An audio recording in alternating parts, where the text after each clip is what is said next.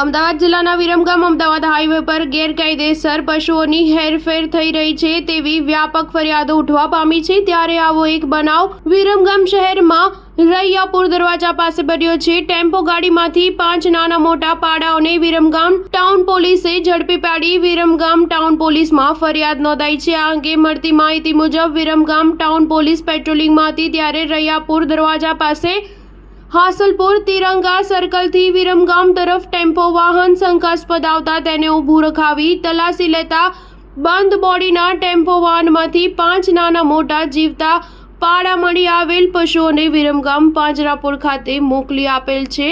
સદરુ ગાડીની અંદર પશુઓને ખીચોખીચ ભરેલા અને ઘાસ પાણીની વ્યવસ્થા વગર શારીરિક ત્રાસ ઉપજાવી આરોપી સાજીદ ઈસબભાઈ ઘાંચી રહે નૂરી સોસાયટી કુલ ₹5,25,000 ના મુદ્દામાલ સાથે ઝડપાયા છે। ન્યૂઝ 7 વિરમગામ।